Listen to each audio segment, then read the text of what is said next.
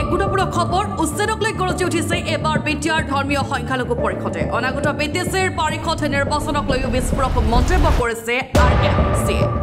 ইউপিপিএলৰ লগত থকা সকলো মিত্ৰতা ভংগ কৰিছে বুলি মন্তব্য কৰিছে সভাপতিগৰাকীয়ে নামনি অসমৰ উচ্ছেদক লৈ বিস্ফোৰক মন্তব্য বিটিআৰ ধৰ্মীয় সংখ্যালঘু পৰিষদ চমুকৈ আৰএমচিৰ কেন্দ্ৰীয় সভাপতি আব্দুল সাত্তাৰ আহমেদৰ ধুবুৰীৰ হাজাৰ হাজাৰ বিঘা মাটি উচ্ছেদক লৈ বিস্ফোৰক মন্তব্য কৰিছে সভাপতিগৰাকীয়ে মুখ্যমন্ত্ৰীয়ে নিজৰ পদৰ বিনষ্ট কৰি মুখ্যমন্ত্ৰীৰ পদ চলাইছে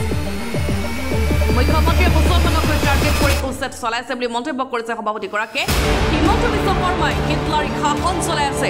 অসমত বুলি মন্তব্য কৰিছে সভাপতিগৰাকীয়ে এইটো সঁচা কথা বিগত কেইদিনমানৰ পৰা বিজেপি চৰকাৰ তথা হিমন্ত বিশ্ব শৰ্মা নেতৃত্বাধীন চৰকাৰখনে অসমত থকা ধৰ্মীয় সংখ্যালঘু ৰাইজক টাৰ্গেট কৰি পেলাই যি উচ্ছেদ অভিযান চলাই আছে সেই উচ্ছেদ অভিযানক আমি সদৌ বিটিচি ধৰ্মীয় সংখ্যালঘু পৰিষদ চমুকৈ ৰিলিজিয়াছ মাইনৰিটি কাউন্সিলে ইয়াক মানে অন্যায়ভাৱে কৰা বুলি বা অসাংবিধানিকভাৱে কৰা বুলি আমি ঘোষণা কৰিছো এইটো অন্যায় কৰি আছে আমাৰ ধৰ্মীয় সংখ্যালঘু ৰাইজক তেওঁলোকে মানে নিৰ্যাতন চলাই অন্যায় কৰি এটা হিটলাৰী শাসন চলাই তেওঁলোকে উচ্ছেদ অভিযান চলাই আছে তেওঁলোকে এনেকুৱা উচ্ছেদক আমি ধিক্ষাৰ জনাইছো আৰু অহা দিনত আমি ধৰ্মীয় সংখ্যালঘু পৰিষদে আমি গোটেই ব্ৰিটিছ অঞ্চলত থকা ৰাইজৰ লগত মত বিনিময় কৰি আমি ইয়াৰ বিৰুদ্ধে তীব্ৰ গণতান্ত্ৰিক আন্দোলন কৰাৰ কাৰণে আমি প্ৰস্তুতি লৈ আছো হয় চাগে জনে প্ৰতিবাদ কৰিব যায় তাকে তেওঁলোকে হিটলাৰী শাসনৰ দৰে কৰায়ত্ব কৰে বা তেওঁক কোনো না কোনো আইনৰ মেৰ পেছত পেলাই তেওঁক মানে হেৰাসমেণ্ট কৰা আমি দেখা পৰিলক্ষিত হৈছে ঠিক তেনেদৰে আজি অখিল গগৈয়ে অবৈধভাৱে যি বেদখলকাৰীক তেওঁলোকে বেদখল কৰা বুলি কৈ যি উচ্ছেদৰ নামত তেওঁলোকে নাটক কৰি আছিল সেই উচ্ছেদৰ বিৰুদ্ধে তেওঁ যি প্ৰতিবাদ কৰিবলৈ গৈছিল আৰু সেই প্ৰতিবাদত অখিল গগৈক মানে কৰায়ত্ব কৰা ঘণ্টাক আমি চৰকাৰক তীব্ৰ নিন্দা জনাইছো আৰু অনতিপলমে তেনেকুৱা ঘণ্টাৰ পৰা চৰকাৰক বিৰত থাকিবলৈ আমি সকিলি প্ৰদান কৰিছো আজি মুখ্যমন্ত্ৰী হিমন্ত বিশ্ব শৰ্মাই সংবিধানক মানে কোনো পধ্যে তেওঁ মানে গ্ৰহণ কৰা নাই সংবিধান মতে তেওঁ কোনো পধ্যে কাম কৰা নাই এজন মুখ্যমন্ত্ৰী হিচাপে তেওঁ যি পদমৰ্যাদা সেই পদমৰ্যাদাক তেওঁ বিকৃতিকৰণ কৰি বা পদমৰ্যাদাক তেওঁ মানে বিনষ্ট কৰি তেওঁ আজি মুখ্যমন্ত্ৰীৰ পদ তেওঁ চলাই আছে গতিকে আমি মুখ্যমন্ত্ৰীজনক বিশেষকৈ ধৰ্মীয় সংখ্যালঘু ৰাইজক যি অন্যায় অত্যাচাৰ তেওঁ কৰি আছে এইটো এটা ইতিহাস ৰচিত মানে বিকৃতিকৰণ কৰি তেওঁ আজি মুছলমানসকলক টাৰ্গেট কৰি পেলাই উচ্ছেদ কৰি আছে গতিকে তেনেকুৱা নিৰ্যাতন যাতে মুখ্যমন্ত্ৰী হিমন্ত বিশ্ব শৰ্মাই মানৱীয় দৃষ্টিত চাই তেনেকুৱা উচ্ছেদৰ পৰা বিৰত থাকে ইয়াকে আমি প্ৰত্যাহ্বান জনাইছো হিমন্ত বিশ্ব শৰ্মাই নিজৰ খেয়াল খুচি মতে আইনক তেওঁ মানে ভৰিৰ তলত মোহাৰি পেলাই লৈ তেওঁ নিজৰ খেয়াল খুচি মতে কাম কৰি গৈ আছে বুলি আমি ক'ব বিচাৰিছো গতিকে মুখ্যমন্ত্ৰীক আমি প্ৰত্যাহ্বান জনাইছো গোটেই বিটিচি তথা অসমৰ ধৰ্মীয় সংখ্যালঘু ৰাইজ যদি থিয় হৈ ৰাজপথত থিয় হয় তেনেহ'লে কিন্তু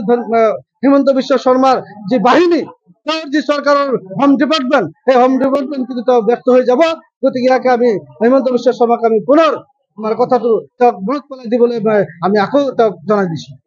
চাওক আমি ধৰ্মীয় সংখ্যালঘু পৰিষদ চমুকৈ আৰএমচিয়ে আগন্তুক বিটিচি নিৰ্বাচন যিহেতু সমাগত গতিকে আমি যোৱাবেলি ইউপিপিএল চৰকাৰক আমি সমৰ্থন জনাইছিলো কিন্তু দেখা গ'ল আমাৰ আৰএমচিৰ লগত ইউপিপিএল চৰকাৰৰ যি প্ৰতিশ্ৰুতিবদ্ধ হৈছিল বা আমি স্মাৰক পত্ৰ যোগে আমাৰ জাতীয় সমস্যাৰ যি জ্বলন্ত সমস্যাৰ হকে যিখিনি আমি মেমৰেণ্ডাম দিছিলো তেওঁলোকে আমাক প্ৰতিশ্ৰুতি দিছিল কিন্তু বিগত তেওঁলোকৰ চৰকাৰৰ কাৰ্যকাল অতিবাহিত হৈ গ'ল তেওঁলোকে আমাক ঠগিলে তেওঁলোকে আমাক দিয়া প্ৰতিশ্ৰুতি এটাও তেওঁলোকে পালন নকৰিলে ইভেনকি তেওঁলোকে পালন কৰাৰ কাৰণে মানে কোনো ধৰণৰ গুৰুত্ব তেওঁলোকে আৰোপ কৰা নাছিল যাৰ কাৰণে যোৱা প্ৰায় এমাহ হ'ল আমি কেন্দ্ৰীয় কমিটিৰ এক্সিকিউটিভ মিটিঙৰ সিদ্ধান্ত মৰ্মে ইতিমধ্যে ইউপিপিএল দলৰ লগত থকা আমাৰ যি নৈতিক সমৰ্থন আছিল সেই সমৰ্থন আমি প্ৰত্যাহাৰ কৰিছো উদ্যোগ কৰিছো আজিৰ তাৰিখত আমি আৰএমচিয়ে আমাৰ যি অৰাজনৈতিক চৰিত্ৰ সেই অৰাজনৈতিক চৰিত্ৰ অক্ষুণ্ণ ৰাখি পেলাই আমি কাম কৰি ৰাইজৰ হকে কাম কৰি গৈ আছো আৰু অহা দিনত আমি ৰাইজৰ হকে অৰাজনৈতিক চৰিত্ৰ অক্ষুণ্ণ ৰাখি কাম কৰি যাম হয় আমি অহা সমাগত বিটিচি নিৰ্বাচনত আমি গোটেই বিটিচি অঞ্চলত থকা বুদ্ধিজীৱীসকলৰ লগত আলাপ আলোচনা কৰি তেওঁলোকৰ লগত পৰামৰ্শ লৈ আমি অহা দিনত ৰাইজৰ স্বাৰ্থত যি দলে